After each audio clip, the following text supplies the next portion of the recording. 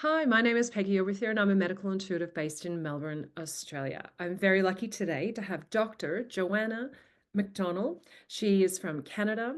She has a PhD in metaphysics, and she's a Reiki master with a whole host of other incredible talents. And I am very excited to have her here today.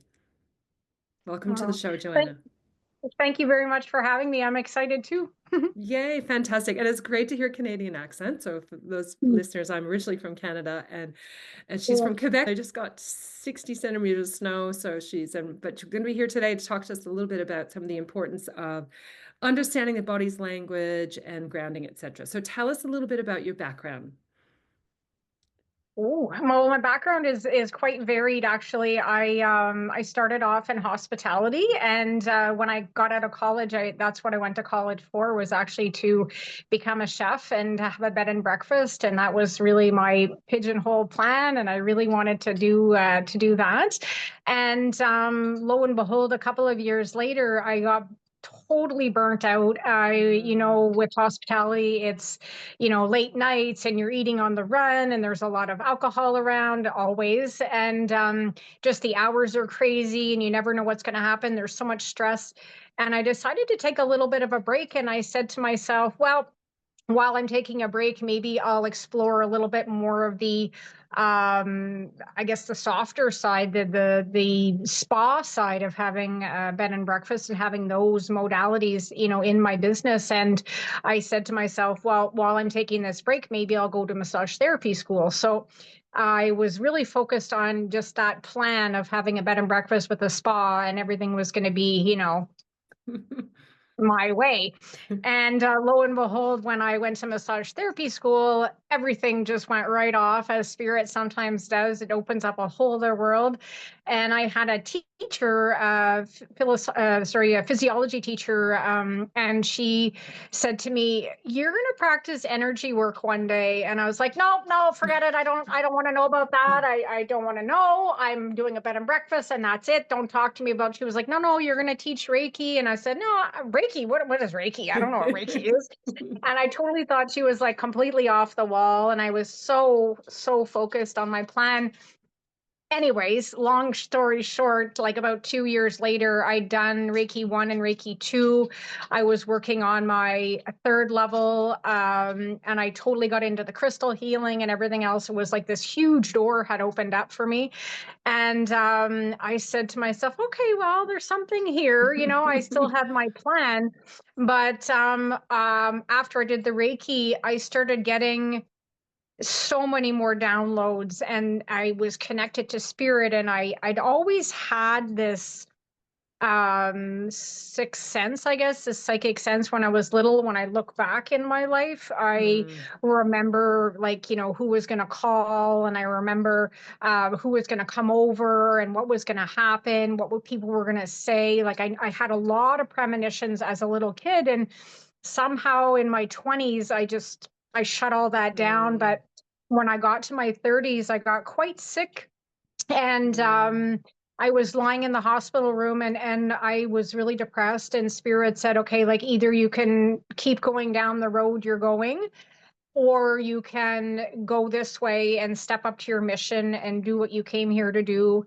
And I really reluctantly said yes. I was like, oh, okay, fine. Like, I don't want to be sick anymore. I don't Yeah. want to go through this, like, sticking my head Mm, in the sand. And I really, really, really didn't know exactly where I was being taken or what it involved. All I remember saying to spirit was, fine, but I'm not doing like black magic, and I'm not delving into all of this kind of, like, scary stuff. I want to work with the mm, light, and I want to help people. And this is my main objective, is just to work with people to feel better. That was my main intention. So after that, I said yes. It was almost like, not like I got better overnight, but it was a quick healing, wow. in a sense that, once I sort of stepped into everything, it was like poof, like things just sort of happened. And I was living in Calgary at the time, and then I came back to Ottawa, and then Montreal again. And I stayed with my parents for a little bit while I was sort of getting back on my feet from all of the illness. And I went through a divorce and I was broke and there was a whole bunch of things that were happening and my life just totally fell apart.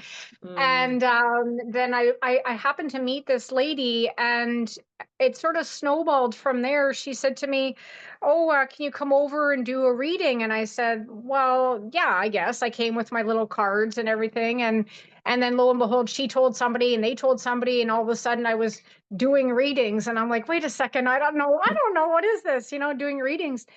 But then I started to take it seriously because I said, well, there's got to be something here that I'm doing that's helping people Mm. because people were feeling better and they were, we were having a good time and things were flowing. And I thought, okay, well, like, let's give this a try. So when I opened up my practice, this was like in 2010.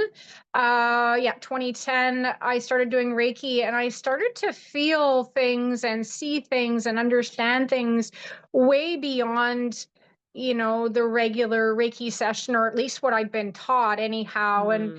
And when I would place my hands on people, I would just sometimes I would get these little voices that would say, I'm hurting, or I'm stuck, or I don't like this, or I'm in the wrong job, or I'm really angry. Like I would get these really big, clear messages of what these clients, their bodies and their emotions were trying to say to me. And I said to myself, okay, whoa, this is like the next level up. And just through practice and through, client after client after client and understanding how different bodies and mind and spirit operated, I really began to understand that there was like a whole other world out there that, we can delve into to understand how we function as individuals. And I really believe that there was something there. I mean, of course, we need, doctors and medicine for sure, but there's got to be something there where we can understand ourselves to the point where we're like, okay, wow, I can understand and I can love myself to the point where I can take control of my bus and I can drive myself where I need to go in my life. And it was just such a big empowerment thing for me because I said, wow, like, for centuries, a lot of the time we've had our power removed from us. And now this Yeah. is a time where we're really lucky that we can work with professionals, we can work with ourselves, we can work with a medical team. And there's so many options available to us that can help us rebalance and live a life of joy instead of misery and just giving up, you know. Absolutely incredible. What a story. That's amazing. It's amazing how we have to get slammed with these life events and, they break us Yeah. down to help us Yeah. grow and step into what we're supposed to do. So I'm really Mhm. curious. So you started working one-on-one with clients. You're obviously doing hands-on healing. You're tapping in. You're then the move to metaphysics. Mhm. So I suppose, like for me, I was like a lifelong, I grew up Catholic, but then I was totally, total atheist for so long until I really got slammed by spirit. But for me, the path down into the spiritual rabbit hole was really via science and the metaphysics. I needed Mhm. this sort of confirmation that there was Yep. something, Yep. scientifically valid. So tell me about Yep. the move from your one-on-one work and your working with clients and these, connection to spirit, and then Yep. metaphysics. Yes, metaphysics. Well, I really like to think of metaphysics for those people who aren't aware of what it may mean. I like to think of it in terms of, alternative health with spirituality, with, Mm. well, my course involved a lot of, meditation and nature work, and it was a real 360-degree program that offered you the chance to really explore who you were. So I was kind of like my first student. And I went through, the Reiki and everything. And I went through and I knew I was very intuitive and I knew that there was things that I knew. But I'm one of those people who maybe like you as well. I wanted to have that paperwork. I wanted to have not the proof, but I really, it sounds terrible to say because I believe in what I do, but I didn't want people to think, oh, she's just fluff and maybe, she doesn't have any training and she's just going to tell me this and tell me that. So it was really important for me to go through my education and go through the schooling and know my stuff. It was really important for me to be in integrity with what I was selling, and also, to offer people to the best of my ability what I knew. And this course offered me that to sort of pull it all together and pull in, my background with holistic healing and naturopathy with the spiritual side of things. And yeah, that's basically why I decided to become a doctor.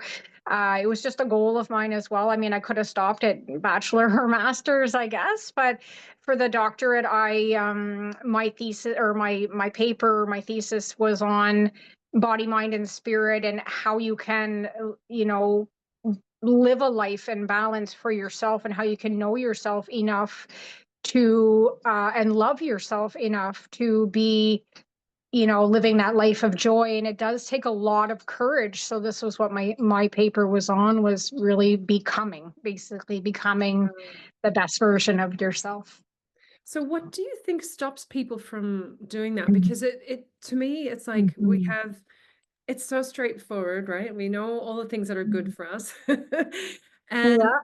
so what stops people from doing the things that they need to do you think? Like in your Well, research, yeah. hmm, personally, I would say, like, in my own life, um, I have a lot of fear of being too successful. Ah, I have a yeah. lot of fear of, Mm, will people still love me? Will they accept me? Will they mm, shun me? Will they ridicule me? Will they try to pull me down? Because, that this mm, is very much, what happens on social media these days is, you see all the comments and people are just so brutally mean. So there yeah. was a lot of that where I said, well, I don't know, I don't want to feel that way. For me also, I didn't want to be that woo woo weird girl where, oh wow, okay, she talks to spirit, okay, whatever, like that sort of like, we don't know where she is kind of thing. I think it's family values as well, it's culture. If you're brought up in a family that maybe has different religious teachings or whatnot, that, perhaps you, or, you're maybe fearful of stepping up to your family and being like, look, this is who I am. Kind of coming out of the spiritual closet. I think it's a really myriad of emotion that stops people, but also for women too.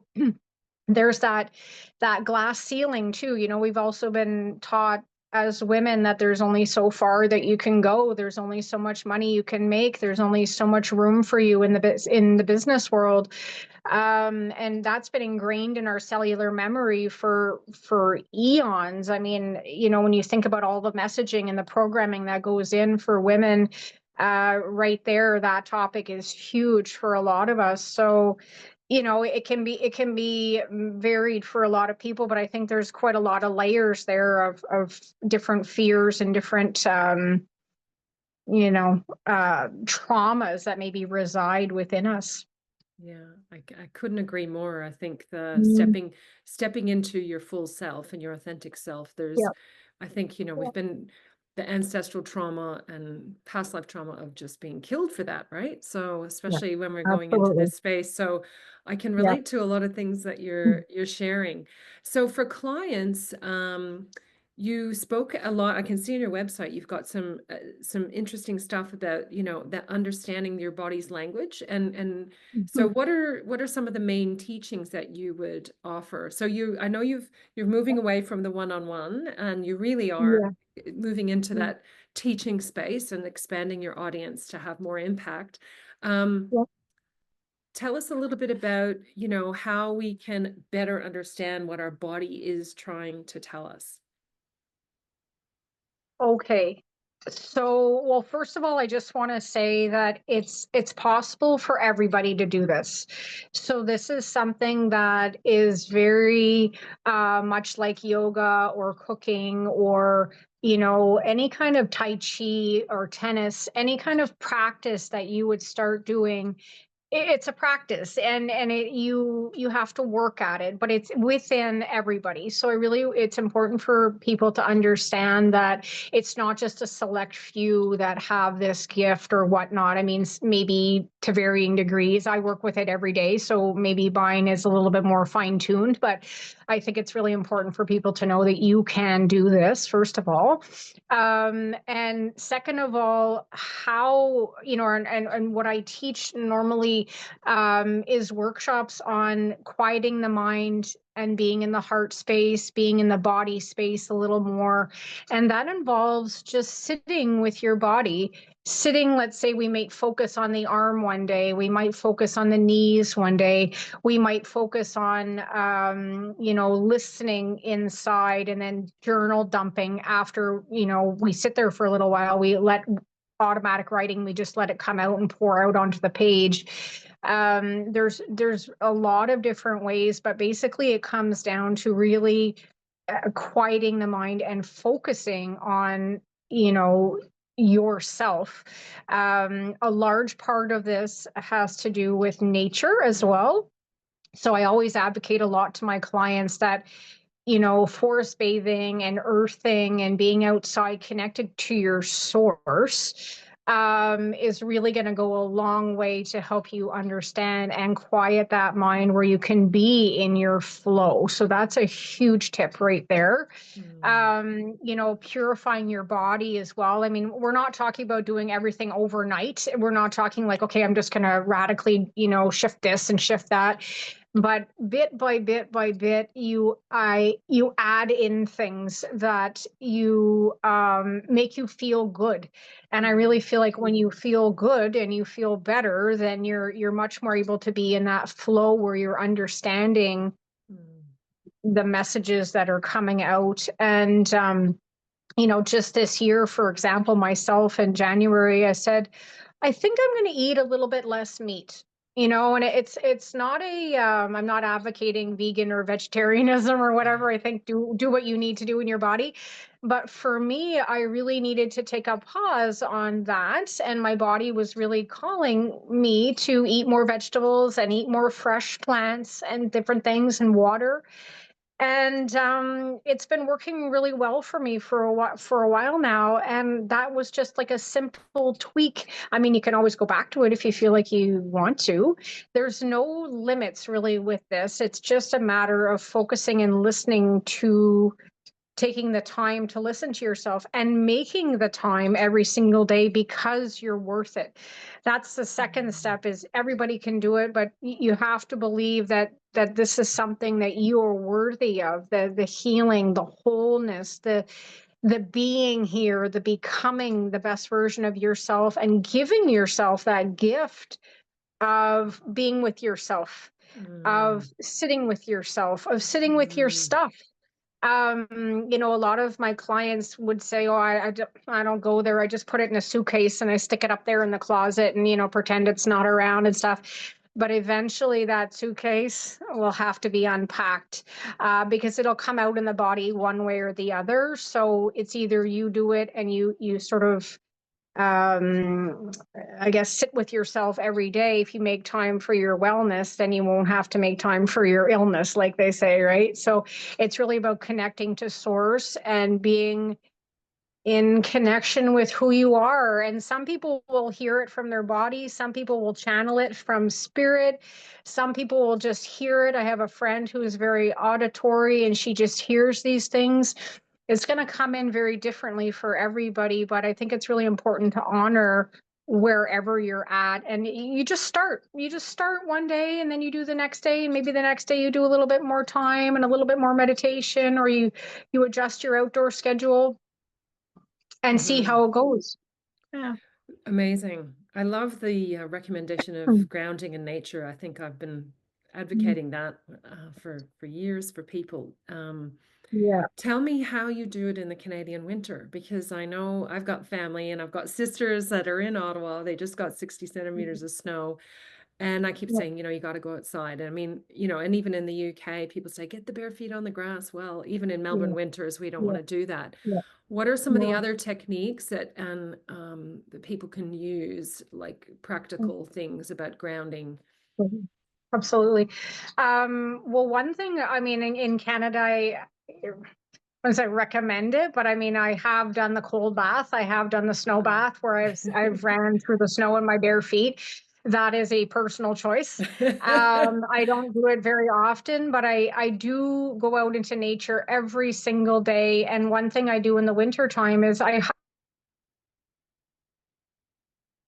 and, even though I can't really take my boots off or I can't kind of be, completely connected to the earth, I can hug the trees and I can come to them for support, for wisdom, for, sometimes I just lean on them and I'm like, oh gosh, it's so nice to have something to lean on.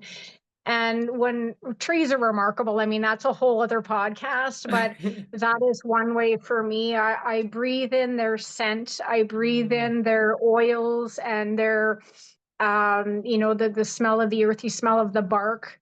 And I just sit there with them and I commune. That's how I commune with nature. I mean, I do lots of exercise outside as well. So that, even though you're not on the ground, but you're still breathing in air and you're still outside in the fresh air and the sunshine. So I mm, always advocate nature time. Water is an amazing electrical current and flow. So I do a lot of work with water where I filter my water and then I bless my water. I drink a lot of water, so hydration is very mm, important. And I spend a lot of time incorporating the elements into me. So if it's essential oils or if it's water or if it's like nature with the trees, that's how I do that in the winter time because it is hard, it's cold. Sometimes I can manage to put maybe my fingers or my hands without gloves on the ground for a little bit and I'm good. But those are some of the things I do in the winter time because I mean, let's face it, we all need it. Sleep is huge. So resting. I mean, I was feeling very tired this morning and I said, I'm just gonna lie down. I'm not gonna fight it and say, oh, I gotta work, I gotta work, I gotta keep going, I was like, no, I'm gonna honor the fact that my body needs rest right now. So those are some of the things that I do, according to the seasons. I work with the seasons. So where we're at in our yearly cycles, I try to honor, like there's a reason why bears hibernate in caves in the wintertime, right? Like we should be doing the exact same thing, but for some reason humans are just like, yeah, we're going to keep on going. Try to honor yourself and retreat during the wintertime, at least like, January or February. Take some slow time, just read, unplug from social media, do that kind of thing where you're sort of, you're retreating into your own space, let's say, so that when the good weather comes around, you're like the earth and the nature. You can kind of come back and bloom as you need to when the nice weather is here. But during the winter time, it's a really good opportunity to go within. Yeah. And and so I love your recommendation about the tree bathing, but I think you did cut out very quickly, and I'm not sure about our internet Oh, connection around I think you said it's hiking. Is that what you said? Because there was about a 4-second pause. But anyway, well, I think you said, is that what you go hiking outside? Yeah. Okay. I do. I Yeah. do a lot of exercise outside. Yeah, Yeah. it's so Yeah. amazing. And I love the Yeah. deliberate taking in of the trees, because even though like it's like this, and I'm a tree, yeah, I love trees as well. But when you are just, in sitting in that wonder and then breathing it in intentionally and bringing it into your Yeah. body, I think that's really Yeah. powerful.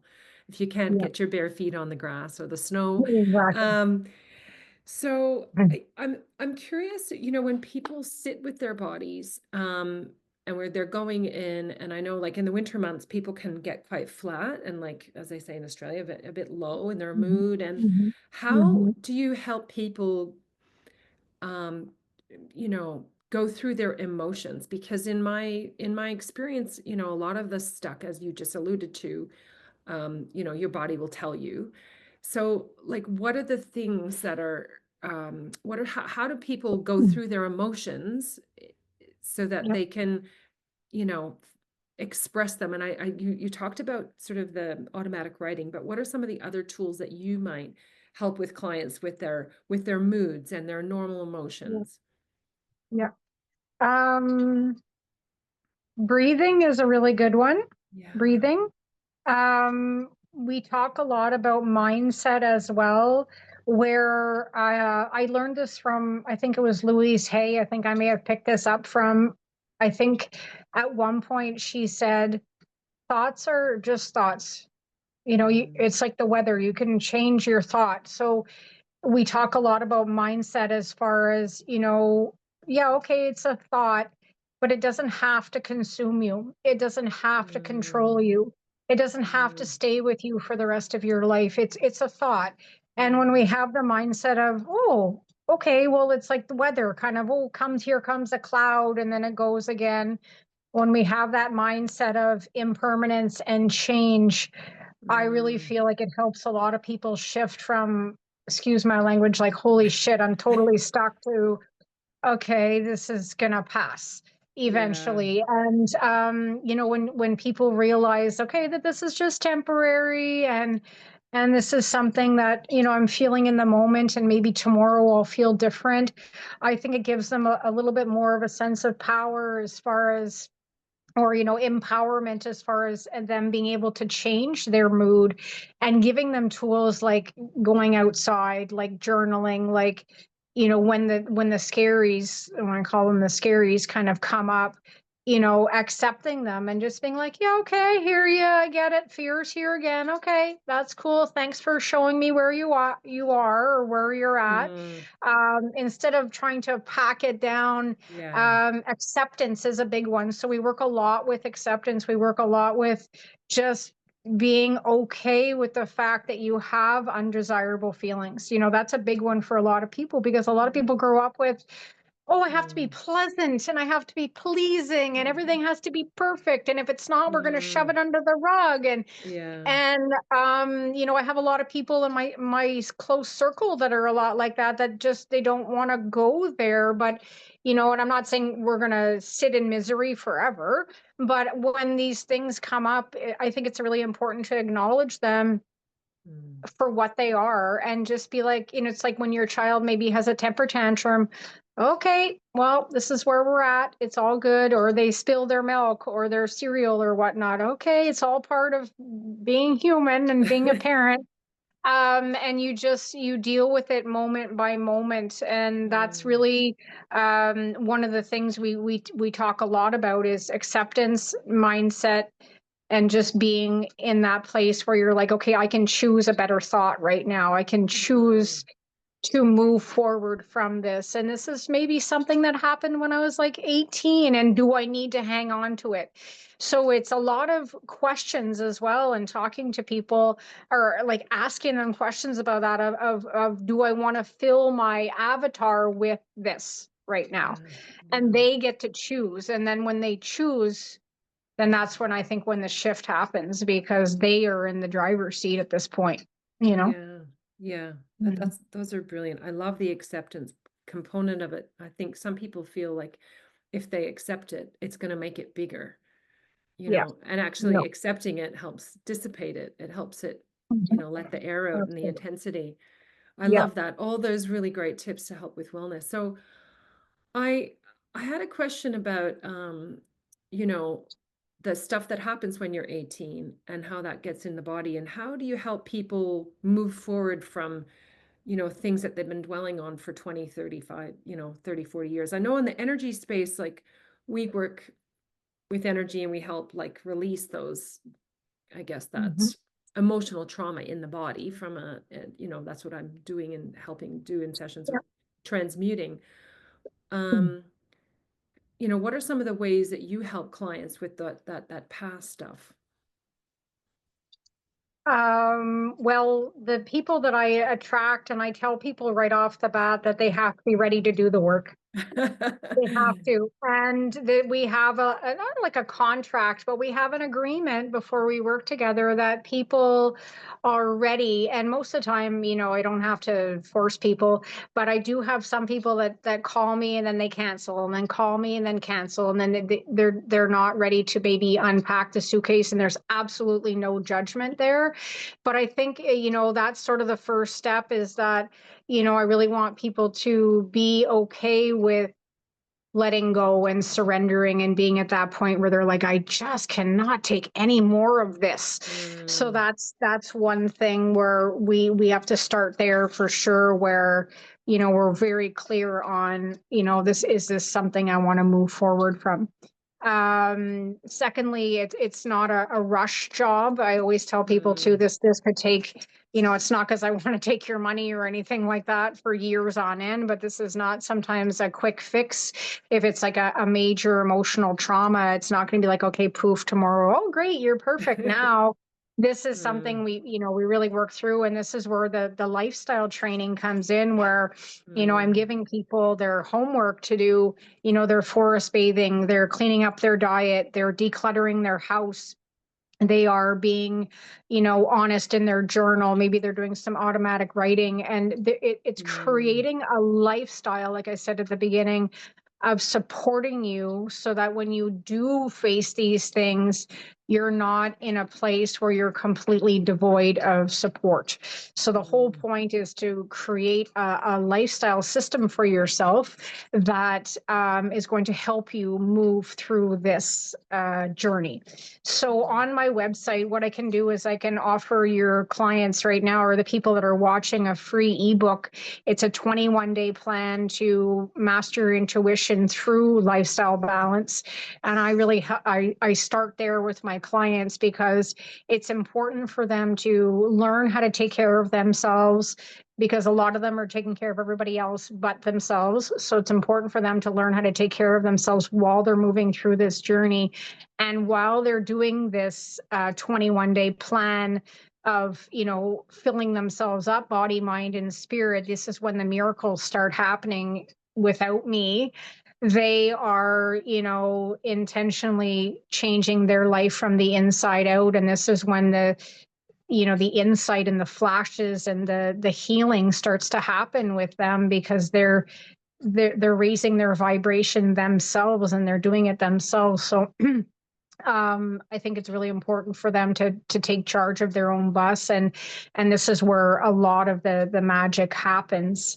Um, yeah, so that's a big one right there. Hmm. yeah, I love those recommendations. I particularly love the decluttering. Perhaps expand a little bit about how that affects your vibration and your mood. Yeah, absolutely. Well, we live in a society of stuff, right? Like Mm. Christmas, you get stuff. Valentine's Day, you get stuff. Halloween, you get stuff. Like all year long, you seem to be accumulating things. And Mm. while some of them are really nice, it's like, to me, I think of it as like, that dust that's on a fan grid. Excuse me, eventually the air blowing out is either going to have a hard time getting out, or it's going to blow dust Mm. around all over the place. So Mm. you have a hard time moving around your space with too much stuff. It's been proven too that it alters our nervous system to the point where we Mm. feel really unsettled when we can't be free to move freely in our space, because we're clogged. Like there's so much stuff, and everything holds a vibration, everything holds energy, as you know. And Mhm. if you have too much of everything else going on, you sometimes can lose yourself in your stuff and in your space, if it's too small, if it's too crowded, if it's too cramped, if there's just things in every single corner. Oh my goodness, okay, how am I going to do meditation when I see that pile of papers over there that needs to go to the Mm. tax accountant? And you're thinking to yourself, okay, I really want to meditate, but there's a pile of dishes that's driving me nuts in the sink. And, Mm. that plant is wilting in the corner, and I've been meaning to deal with that, 2 months ago. And your focus and your attention is being splintered all over the place. And Mm. this is what clutter does, is it just distracts us from calm. And Mm. I live in a very small space, and every season I purge. Every season, it's almost like a ritual for me. I get out a Wow. couple of boxes, and I get books, and I get clothes, and I get things I haven't used in a long time. And it's symbolic for me to sort of shed my skin every season and let go of things, because otherwise, I mean, you just end up feeling, I don't know, for me, it's I get a lot of anxiety and a lot of depression, and I really can't function at all when I feel like I'm not free to be who I need to be. Yeah. That's really inspirational. It's given me a few little things to write on my list of things to do today. Yeah, it's funny how when you have all those things in your house that haven't been done, it is hard to quiet the mind in the meditation, and Yeah, your monkey mind just goes a little bit crazy, yeah, you know. Um, absolutely. so it's almost like you have to have the calm surroundings before you can really calm your nervous system down. Yeah, well, it definitely helps for sure. And I mean, we don't live in a perfect sterile world, right? Like there's going to be stuff, there's going to be messes from time to time. But I think the more comfortable you are in your space and the happy you are in your space, the whole point, when I was doing my feng shui course, the whole point my teacher kept saying to us is, you want to have a respite from the world. You want to have a place where you can come in and be like, I Mm. feel good, and I can rejuvenate and restore myself and feel good, so that when I head out into the world again tomorrow, I'm going to be feeling like really rested and ready to take on whatever. But if you come home and it's chaos, and then you're going back out the next day, and you're sort of behind, and then that's how people start to get sick, is they can never catch a break. They can never rest when they're supposed to be resting at home, because they just feel so Mm. stressed out. So, Yeah, yeah. that's such an Mm. important point that you can never really rest your whole nervous system in your house if it's Yeah. feeling chaotic. Yeah, and I think If it's, people yeah. just some people are so used to that that's that stress state all the time that Yeah. they forget. Absolutely. That's when you go to an Airbnb or something and it's just so there's nothing to do. Hmm. There's no closets to Yeah. clean. You finally No. relax. It's really, Yes. yeah, that's one of the things about Yeah. holidays is going to renting something that's just nothing to clean.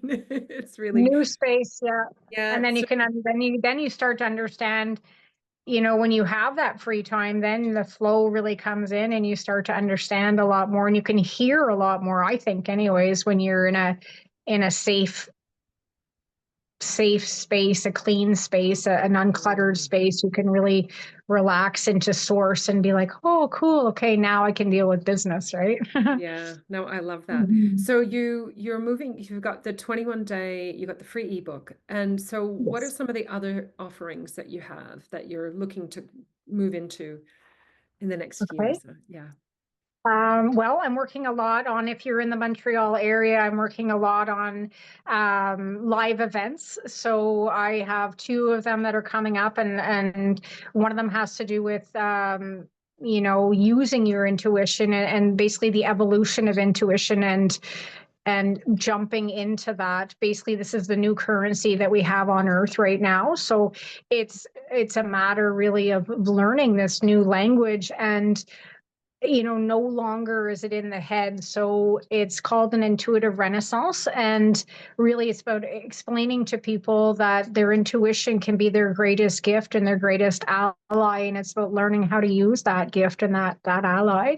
I also have a few, smaller projects like podcasts and bits and pieces of sharing my story as well, to help people to maybe understand that they're not alone. I think in this day and age, it's really important to understand that and not be isolated, and not be like, okay, I'm the only one suffering, because let's face it, the way the world is now, like, we all need a support system and community. So a lot of my events are centered around that, about not being alone. Mm, So we have that, and then there's lots of resources on my website. I mean, I have so many videos, and I have free meditations, and I have free podcasts that I've done as well, which I will also include this one on there as well, so that people can understand different points of view.